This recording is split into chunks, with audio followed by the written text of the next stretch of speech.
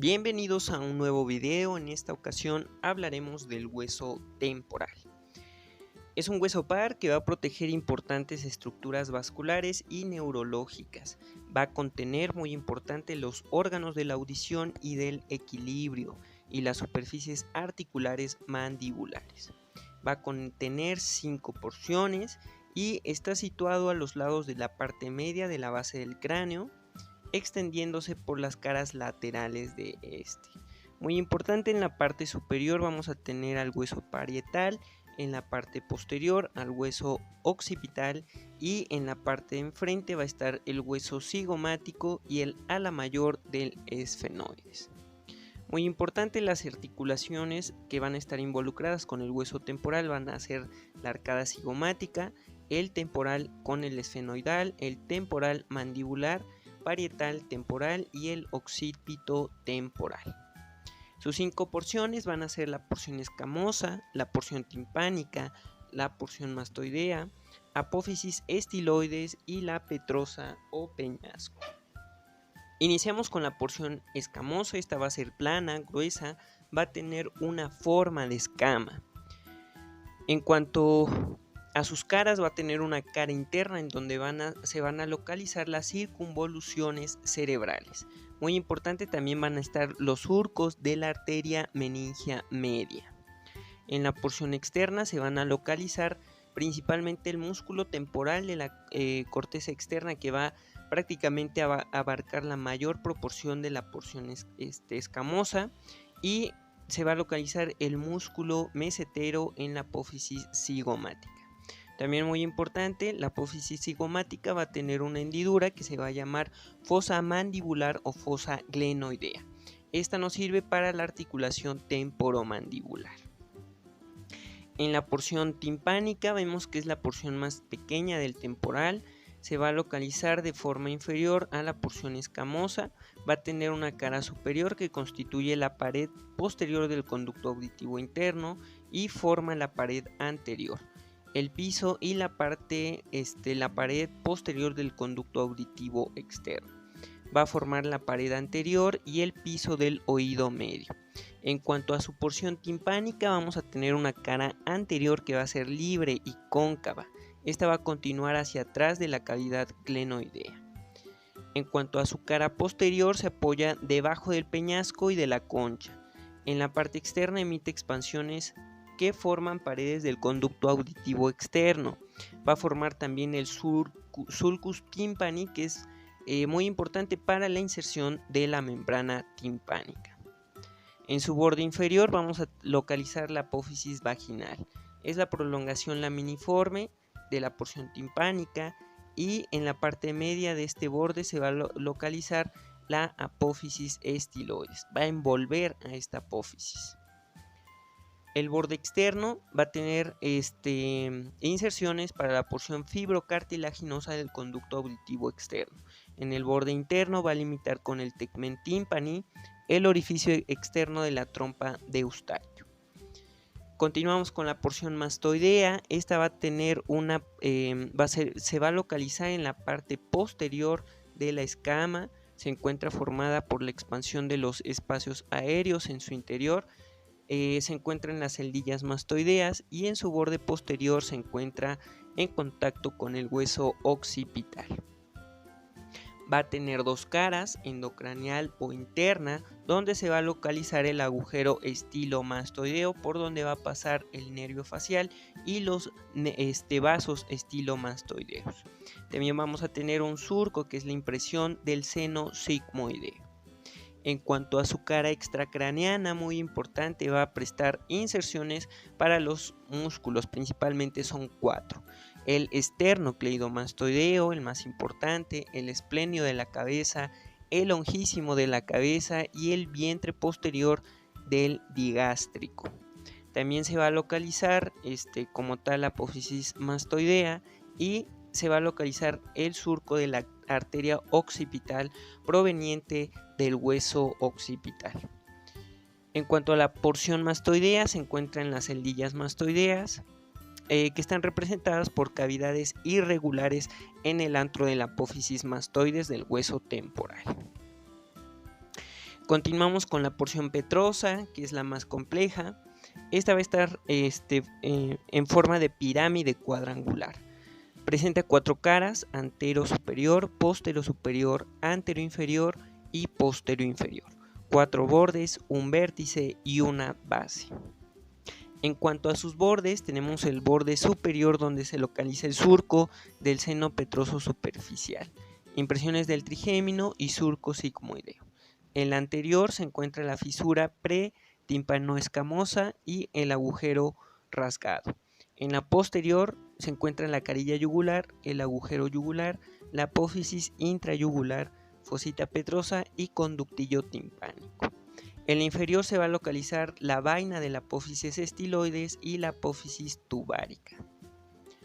Continuamos con sus caras. La cara anterosuperior se encuentra la eminencia subarcuata, muy importante porque esta va a ser la impresión del canal semicircular superior.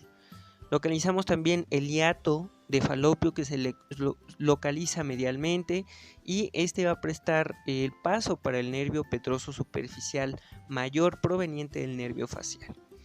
El hiato accesorio que se encuentra lateral, va a pasar el nervio petroso superficial menor, el profundo mayor y menor proveniente del nervio de glosofaringio. El techo de la caja timpánica, también llamado tegmen tympani, y finalmente la fosita de Gasser o fosita gasseriana, el cual va a alojar al ganglio de Gasser, proveniente del nervio trigémino. Este va a estar envuelto por el cabum de Meckel, que es solamente una extensión de la dura madre que va a envolver al ganglio de Gasser. En la porción petrosa también tenemos un vértice que está dado por el canal carótido por donde pasa la arteria carótida interna. En cuanto a su cara póstero superior, solamente vamos a tener 3 estructuras: la fosa subarcuata, el orificio del acueducto del vestíbulo por donde pasa el conducto endolinfático y el conducto auditivo interno. Muy importante, el conducto auditivo interno va a tener una longitud de 1 centímetro y un diámetro de 5 milímetros. Aquí tenemos esa estructura importantísima. Vamos a tener una barra que va a dividir de forma vertical, que es la barra de Bill, y va a dividir en una parte anterior y otra posterior, y una cresta falciforme que se localiza horizontal, que va a dividir en una parte superior y otra inferior. Así vamos a tener 4 cuadrantes. En el cuadrante antero superior vamos a tener el paso del nervio facial junto con el intermediario de Wierensberg, la arteria auditiva interna. En el cuadrante antero inferior, el nervio coclear. En el cuadrante postero superior, el nervio vestibular superior, y en el inferior, el vestibular inferior. Continuamos con la cara postero inferior, una de las caras más complejas, y en esta vamos a tener la apófisis estiloides, el agujero estilomastoideo por donde vimos en la cara interna de la porción mastoidea pasa el séptimo par craneal. La fosa yugular que aloja el golfo de la yugular y el conducto carotidio.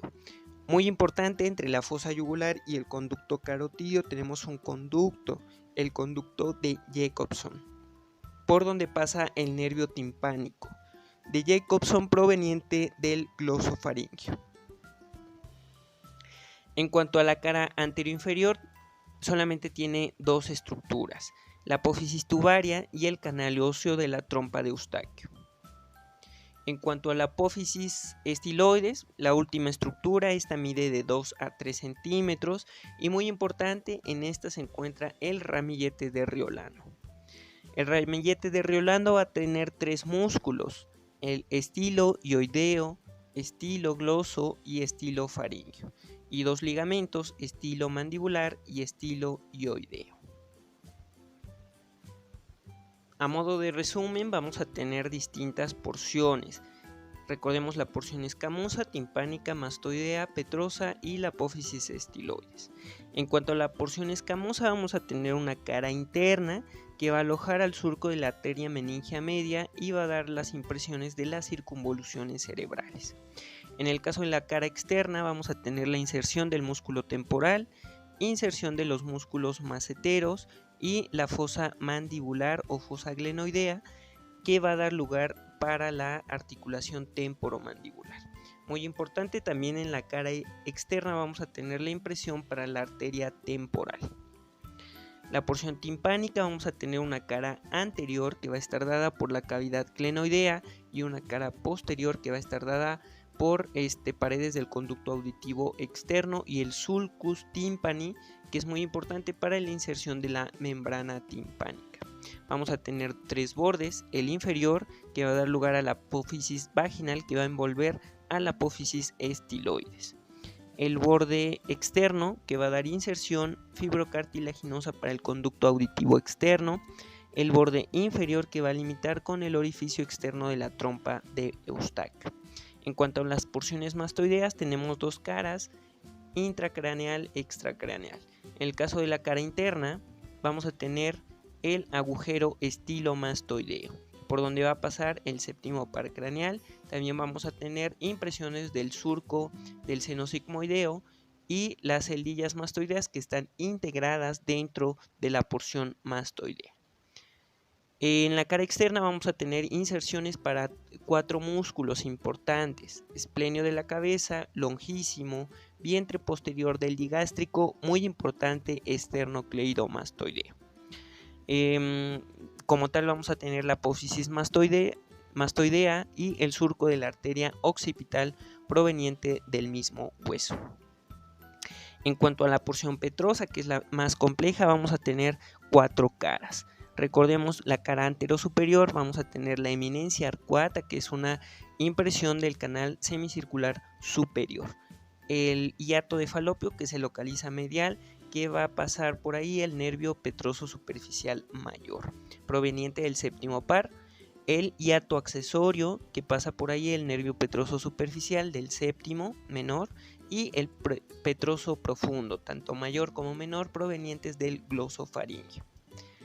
El tegmen tympani, que como tal es el techo de la caja timpánica; la fosita de Gasser, que aloja al ganglio de Gasser, proveniente del trigémino, que está envuelto por el cavum de Meckel. Esta es una prolongación de la dura madre que va a envolver al ganglio de Gasser.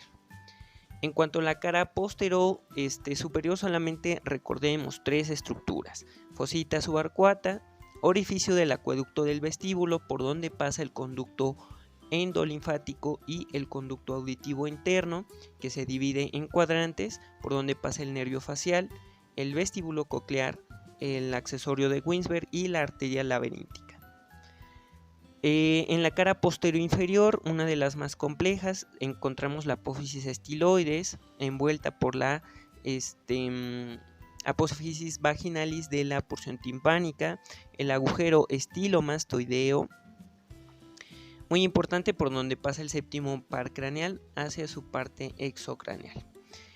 Importantísimo el agujero rasgado posterior o foramen yugular, por donde pasa el noveno, el décimo y el 11º par craneal. La fosa yugular, el conducto carotidio, y entre estos dos estructuras va a pasar el conducto de Jacobson, que es una prolongación, va a dar el nervio del tímpano, prolongación del glosofaringeo. La superficie rugosa, que va a dar inserción al músculo periestafilino; y finalmente la cara anteroinferior, que va a dar lugar a la apófisis tubaria y el canal óseo de la trompa de Eustaquio. Vamos a tener un vértice por donde va a pasar el canal carotidio y una base donde se encuentra el orificio del conducto auditivo externo. Finalmente, la apófisis estiloides, de 2 a 3 centímetros, va a contener el ramillete de Riolanto, donde vamos a tener 3 músculos: músculo estiloioideo, músculo estilogloso y músculo estilofaringeo; 2 ligamentos: ligamento estilomandibular y ligamento estiloioideo. Listo, eso es todo por este repaso del músculo temporal. Espero que les sea de mucha utilidad. Muchas gracias y hasta luego.